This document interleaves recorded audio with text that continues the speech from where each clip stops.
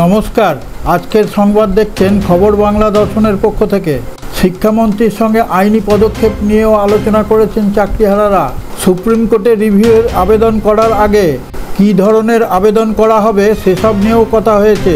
চাকরিহারাদের তরফে মেহবুব মণ্ডল বলেন, এখনই আমাদের স্বস্তি নেই, স্বস্তি সেদিনই পাবো যেদিন আমরা আইনিভাবে চাকরিতে যোগদান করতে পারবো। শিক্ষামন্ত্রীর সঙ্গে বৈঠকে আশ্বাস দেওয়া হয়েছে 22 লক্ষ পরীক্ষার্থীর ওএমআরের প্রতিলিপি প্রকাশ করা হবে। আগামী 21 তারিখের মধ্যে যোগ্য অযোগ্যের তালিকাও প্রকাশ্যে আনা হবে। রাজ্যের সঙ্গে বৈঠকের পর চাকরিহারারা জানালেন, শিক্ষামন্ত্রীর আশ্বাস সত্ত্বেও এক্ষুনি স্বস্তি পাচ্ছেন না তারা। যতক্ষণ পর্যন্ত তাদের দাবি আদায় না হচ্ছে ততক্ষণ পর্যন্ত চলবে আন্দোলন।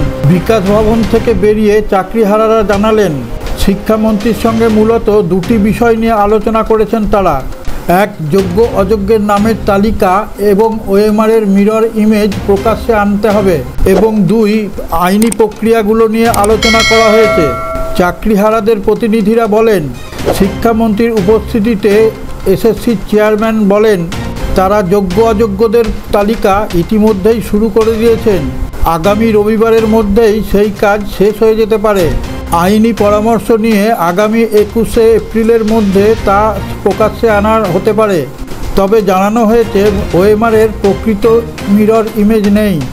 যদি তা থাকতো তাহলে প্রকাশ্যে আনার কোনো অসুবিধা ছিল না। সিবিআইয়ের কাছে যে প্রতিলিপি আছে সেটাই সামনে আনা হবে বলে তারা জানিয়েছেন। পশ্চিমবাংলার চারিদিকে যেভাবে গণ্ডগোলের ঘটনা ঘটছে তাতে কেন্দ্রীয় বাহিনী মোতায়েনের আদেশ দিলেন কলকাতা হাইকোর্ট। রাজ্যের বেশ কয়েকটি জায়গায় অশান্তির অভিযোগ তুলে কলকাতা হাইকোর্টে মামলা করেন বিধানসভার বিরোধী দলনেতা শুভেন্দু অধিকারী। শনিবার মামলার শুনানি হল বিচারপতি সৌমেন সেন এবং বিচারপতি রাজা বসু চৌধুরীর বিশেষ ডিভিশন বেঞ্চে। ওই মামলায় কেন্দ্রীয় বাহিনী মোতায়েনের নির্দেশ দিয়েছে কলকাতা হাইকোর্ট। রাজ্যের 5টি জেলা মুর্শিদাবাদ, হুগলি, উত্তর 24 পরগনা, মালদা এবং কলকাতার কিছু অংশে কেন্দ্রীয় বাহিনী মোতায়েনের আর্জি জানিয়েছিলেন বিরোধী দলনেতা শুভেন্দু অধিকারী। রাজ্যের আইনজীবী শুরুতে আপত্তি জানান। হাইকোর্টে রাজ্য জানায়, পুলিশের ডিজি রাজীব কুমার ইতিমধ্যেই মুর্শিদাবাদের উদ্দেশ্যে রওনা দিয়েছেন। সীমান্তরক্ষী বাহিনীর কাছেও সাহায্য চাওয়া হয়েছে। সেক্ষেত্রে কেন্দ্রীয় বাহিনী মোতায়েন হলে আপত্তি কোথায়, জানতে চেয়েছেন কলকাতা হাইকোর্ট। বিচারপতি সেন রাজ্যের আইনজীবীর কাছে জানতে চান, কেন্দ্রীয় বাহিনী মোতায়েনের নির্দেশ দিলে অসুবিধা কোথায়?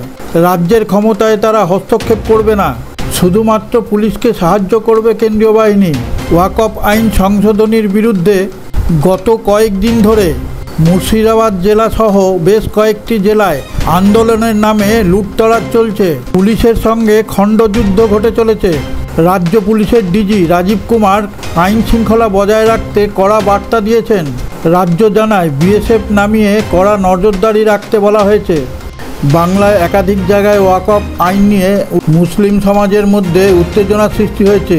কোথাও কোথাও একাধিক জায়গায় হিংসাত্মক আকার ধারণ করেছে। মুখ্যমন্ত্রী মমতা বন্দ্যোপাধ্যায় এই পরিস্থিতিতে রাজ্যবাসীকে শান্তিরক্ষার বার্তা দিয়েছেন। সমাজ মাধ্যমে পোস্ট করে তিনি জানিয়েছেন, স্পষ্টভাবেই তিনি জানিয়েছেন, এই আইন রাজ্য তা সমর্থন করে না। বাংলায় এই আইন বলবৎ করা হবে না। এই হিংসায় যারা উস্কানি দিচ্ছেন, মমতা বন্দ্যোপাধ্যায় সমেত, তাদের কাউকেই ছাড়া হবে না। মুখ্যমন্ত্রী তার এক্স হ্যান্ডেলে জানিয়েছেন, এই আইনটি বাংলা করেনি, আইনটি করেছে কেন্দ্রীয় সরকার। তাই উত্তর যা চাওয়ার কেন্দ্রীয় সরকারের কাছেই চাইতে হবে। রাজনৈতিক দলের চক্রান্ত বলে উল্লেখ করেছেন মুখ্যমন্ত্রী। তিনি আরও বলেছেন, কিছু রাজনৈতিক দল ধর্মের অপব্যবহার করে রাজনৈতিক সুবিধা লোটার চেষ্টা করছে। তাদের প্ররোচনায় পা দেবেন না। আমি মনে করি ধর্ম মানেই মানবিকতা ও সহিষ্ণুতা, সভ্যতা ও সম্প্রীতি। রাজ্যবাসীকে শান্তি ও সম্প্রীতি বজায় রাখার অনুরোধ করেছেন। মমতার এই বার্তা প্রকাশ্যে আসার কিছুক্ষণ আগেই রাজ্য পুলিশের ডিজি রাজীব কুমার এবং এডিজি জাভেদ শামীমও রাজ্যবাসীর কাছে জানিয়েছেন, গুজবে কান দেবেন না। বিভিন্ন জায়গায় গুজব ছড়িয়েছে বলে জাভেদ শামীম জানিয়েছেন। যারা লুটতরাজ চালাচ্ছে তাদের চিহ্নিত করে গ্রেপ্তার করা হচ্ছে। ওয়াকফ আইনের প্রথম থেকেই বিরোধিতা করে চলেছেন বাংলার তৃণমূল। ওয়াকফ সংশোধনী বিল নিয়ে গঠিত যৌথ সংসদ কমিটিতেও তৃণমূল সাংসদ কল্যাণ বন্দ্যোপাধ্যায় বারবার সংঘাতে জড়িয়েছেন। বিল আইনে পরিণত হওয়ার পরে অমুসলিম প্রথম মহিলা হিসেবে সুপ্রিম কোর্টে মামলা দায়ের করেছেন কৃষ্ণনগরের সাংসদ মহুয়া মৈত্র। বাংলায় কেউ ওয়াকফ সম্পত্তি কেড়ে নিতে পারবে না, সংখ্যালঘুদের উদ্দেশ্যে বার্তা দিয়েছেন। মনে রাখবেন, দিদি থাকতে আপনাদের সম্পত্তি কেউ নিতে পারবে না। যদিও ওয়াকফ সম্পত্তি কেড়ে নেওয়ার কথা কোথাও উল্লেখ নেই, কিন্তু উদ্দেশ্য প্রণোদিতভাবে কোথাও কোথাও অপ্রীতিকর ঘটনা ঘটে চলেছে।